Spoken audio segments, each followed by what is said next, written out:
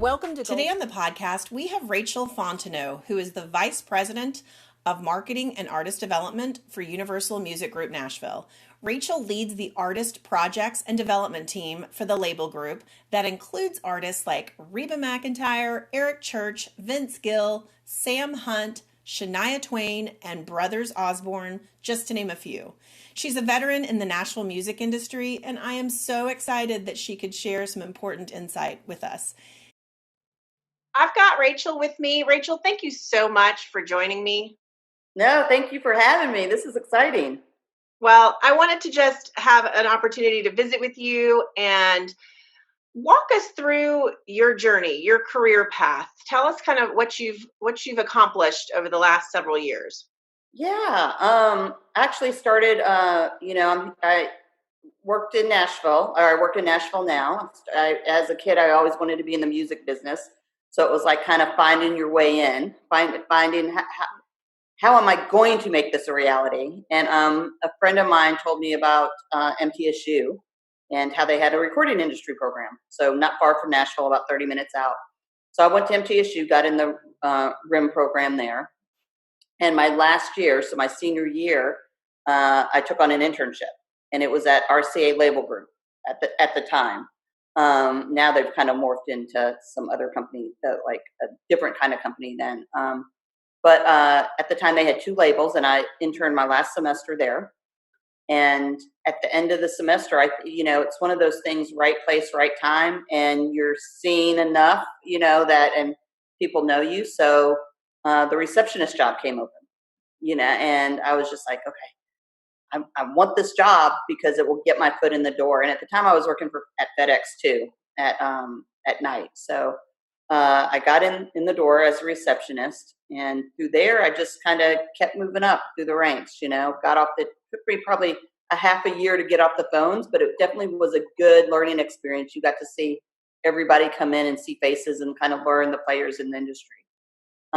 Did that. And, I think in those early years for me at a record label, it was kind of absorbing and learning what you didn't want to do.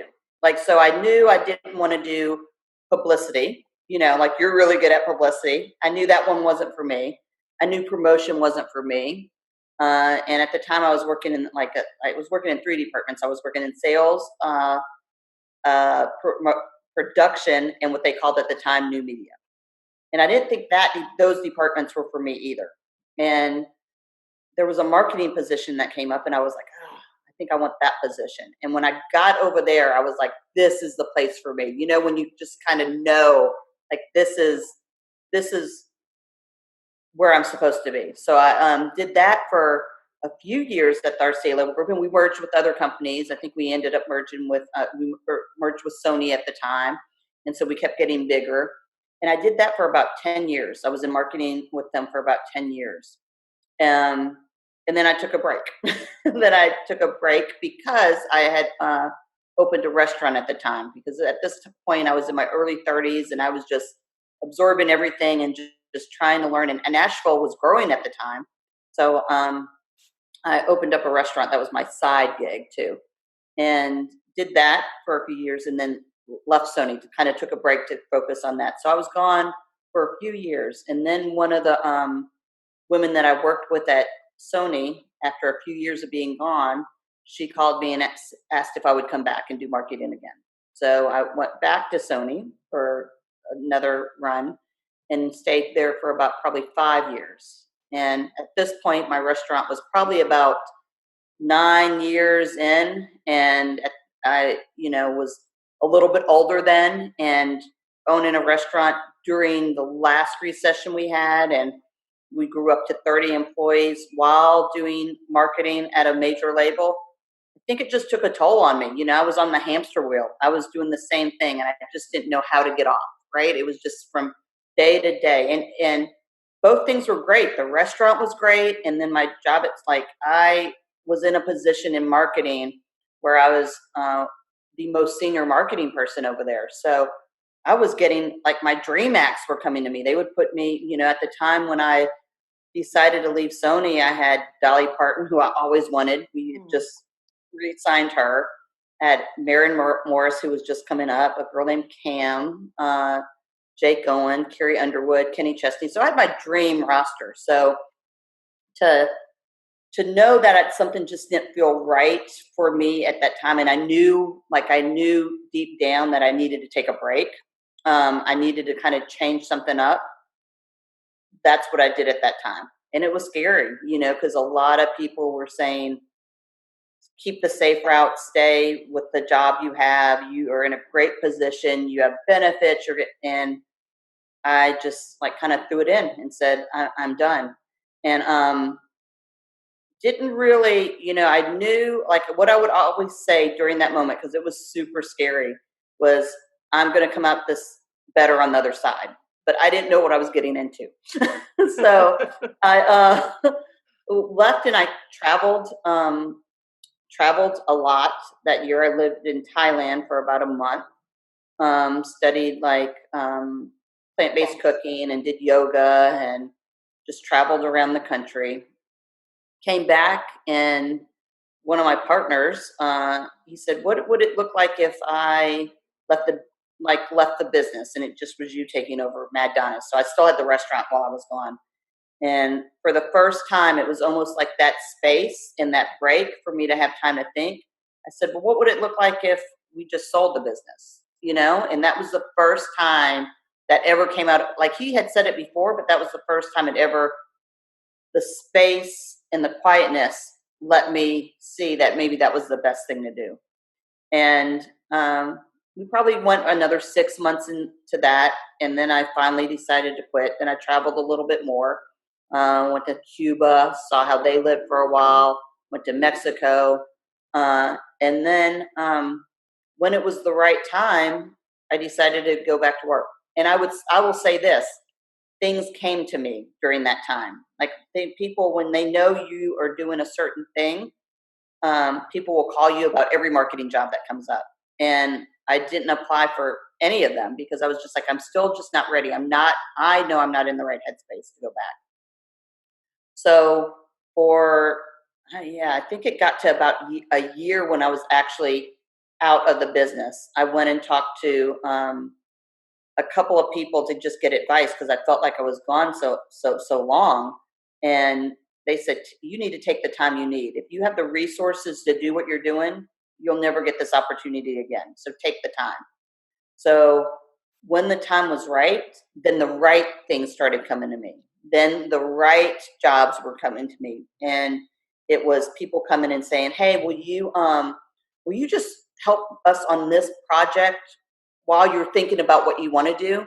So it wasn't like I had to commit to anything. I would just, freelance on this project, or this artist that I knew at Sony would ask me to do that. And it was the perfect way to get back in.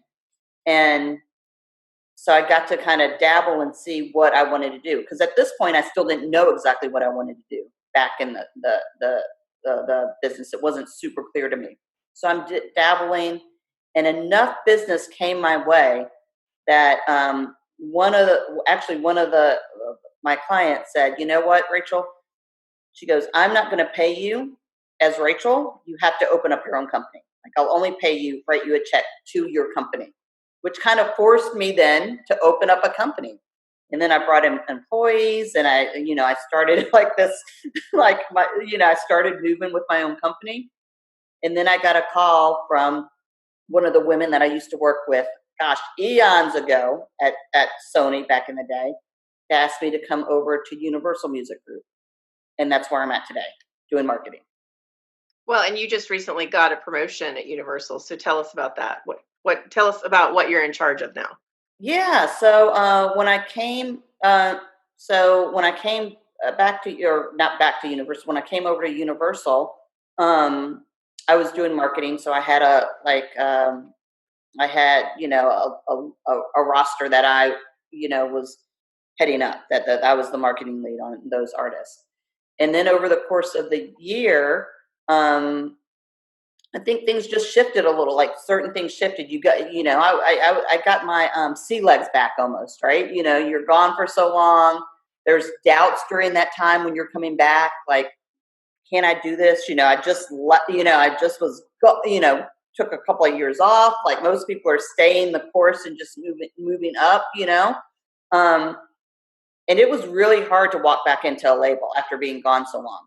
But I did it. And I think over the course of the year, I just started to get more comfortable, and I just started to fall back in, and I just started to fall back into like a role where like, things are kind of, you are the lead of those projects and you're bringing other people. I always say like, the marketing role, we're kind of like the hub or the quarterback, because a lead marketing person, everything filters through you. So you need to know what's going on with all of those other departments. And I think over the course of the year, they just saw, that I don't, I'll let Cindy speak to that. But, over the course of the year, at the end of the year, I think she just was like, let's make some shifts. And now I am the vice president of marketing over at Universal. Oh, that's great. Congratulations on that. Thank you. So it sounds to me like when you took that year off, and of course, I followed your journey on social media and stayed somewhat connected to what you were doing. And it felt to me very eat, pray, love. That's what it reminded me of, is that, the eat, pray, love. And as I think about the movie with Julia Roberts, did it feel that way to you? Was it really kind of a journey of self-discovery and having an opportunity to, I often say it sometimes in life, just like with good skincare, you need to exfoliate and reapply. Yes. Yeah. No, it was, because like even though I didn't have a straight road at Sony, right? Like I left and came back the first round. It still was my identity. I never was really like that was, it's always Rachel from Sony, or Rachel from Mad Donna's. So when I left and, you're in Thailand and it's just you and you like, I mean, like looking back, I was like, what were you thinking? You didn't speak the language. You just like left and had a booked a plane ticket and you're just over there, with your bags and like looking at the sun. And when you do, like almost you're saying, you strip all of that away and people like kind of have to like you for you do rediscover a lot, rediscover things. And I did that a couple of times on a couple of things, but you learn things about yourself, because when you're in the same like grind and you're in the same comfort zone and kind of knowing the job and knowing the people, and not that you don't push yourself on a daily basis, but when you strip what you really know away, you do start in that silence and you start to discover things, whether they're good or bad. Absolutely. Absolutely. What would you say that you enjoy most about a career in the music industry? What has energized you, and as you reflect on your career, what do you enjoy most about being in the music industry? I think that it's probably a few things, and that's what draws me back is I love the creativity. You have an opportunity to change people's lives, and you have an opportunity to bring things to people. Like music heals, and music is, even during this time we're in, like music it sets a tone. You remember where you were when you heard a song. And in our little small way of like the marketing, our ideas get to like make it to way bigger than you ever thought they would be. And you're changing lives with that, whether it's the artist or people that the music is touching. So I think that's one thing. Another thing, I think, it's always changing. So what I was doing when I first started back in the day, when I was like the receptionist first starting out in the sales department, to what I'm doing now, it is so different how we consume music. And so It keeps you young, looking at like how things have changed. You have to kind of keep up, and how we consume music, or how we're interacting. When I first started out, there was no Facebook, we were talking about MySpace back in the day. So I like the change. And I also like the personalities, whether it's the executives that are in the music business. I mean, I think just watching their personalities to the artist personalities to, like like the manager's personalities. I really enjoy like the people and learning from them. That's great. So, what advice would you give to someone just starting out their career and wanting to work in the music business? What would you say to that young person? I would say, try to meet as many people as you can. I think internships are great. And when you're at your internship, I would say make the most of it. Don't just just work in the department you're working. Ask to meet other departments. Get out there, talk to people, be bold. You never know where it's going to lead, and go to events. Put your name out there. I think just it's such a community, this industry, and you remember people that are like, I'm sure the same with you. You remember people that stand out, that just go above and beyond, that have made the extra mile. And then when those jobs come open, especially those entry level jobs, you'll like remember that person, or even if they shoot you an email, like it's just like, all right, I remember you. Absolutely. Yeah, that's great advice. Never burn a bridge too. Like this industry is so small. Don't burn a bridge. Smart. Yep. Smart advice. Absolutely. Well, can you tell us about a project or a particular album release or an artist or somebody that you've worked with, or, any type of project that at the end of the day was so invigorating? You looked at what you had accomplished and it's one of those accomplishments where you thought, wow, we really pulled that off. I cannot believe that we pulled that off. Do you have any of those examples that you can share with us? Yeah, I'll give you, let's see. I'll give you one that just comes to mind just because I think she's such an amazing, artist. And in my stints at Sony, I didn't have the opportunity to work with her. So when I was back the first time, I remember being there and we signed Carrie Underwood. And it was, this story is actually going to end with you. Maybe I'm going to reel you into this story. Did not plan this story. No, I know you didn't. But now that I'm thinking about it, I always wanted to work with her. I just thought she was just always amazing, even back in the day watching Idol. But I never had the chance. It was like some other lucky marketing person always had her.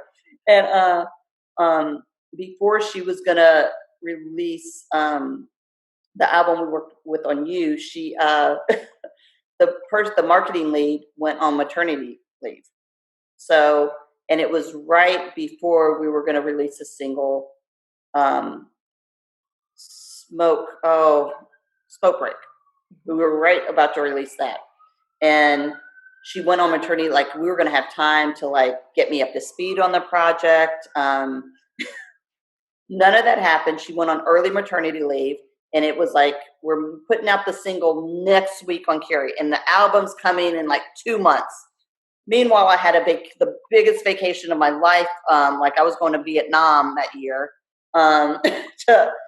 during this. So it's just but so we were thrown in. We put out the single. We did I think it was a Facebook chat. We were thrown into this thing, and you're just trying to learn every single thing about the artist. And because there's always that time that it takes you to learn what they would do, what they wouldn't do, it's that growing period, And it was fast. And one of the guys, it's going to get to you.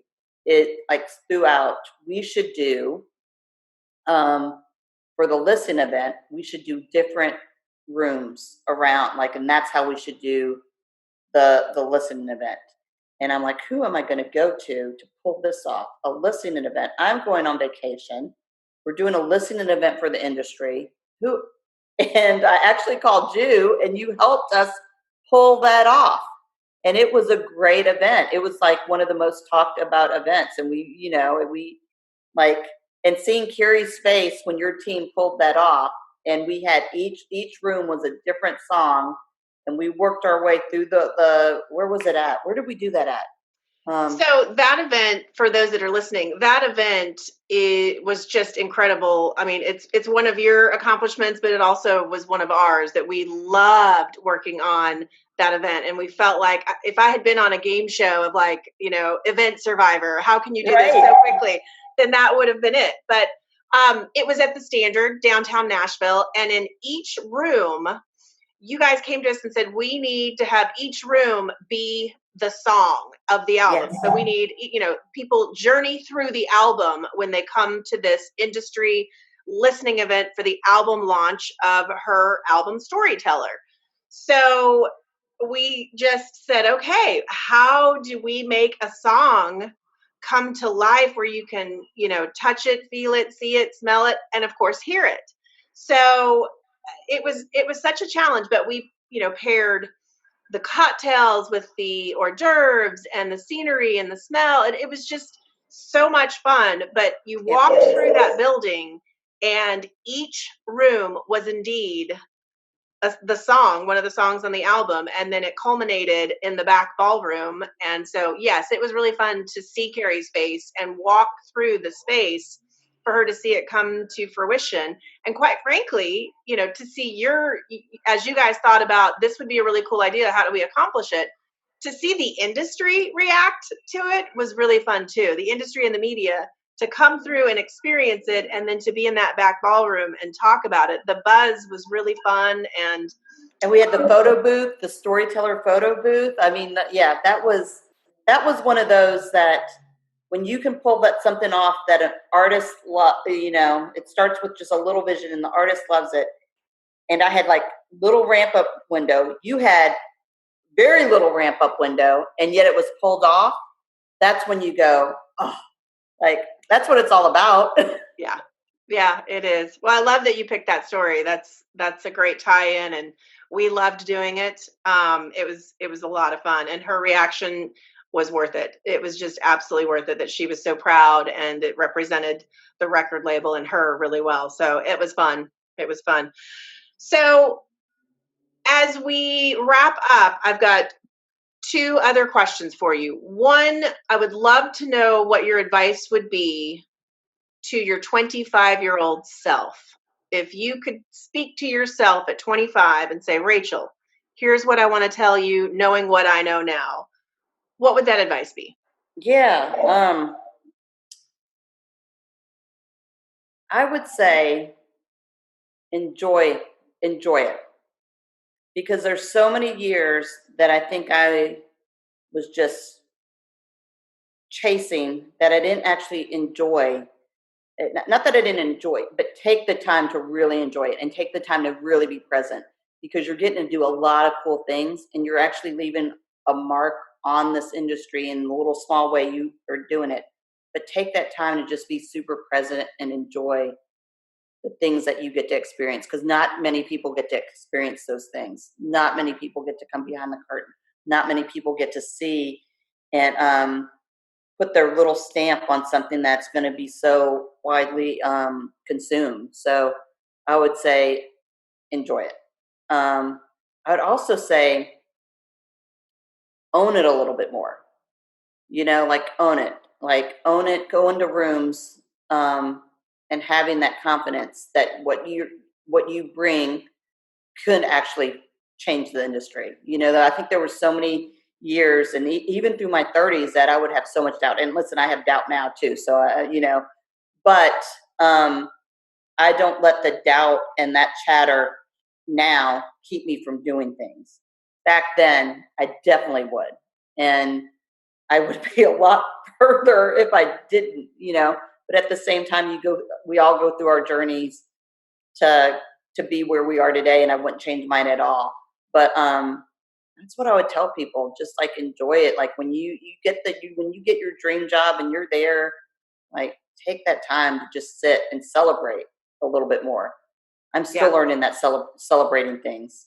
Like, all right, that's instead great of just advice. always looking for the next thing. Right. Great advice.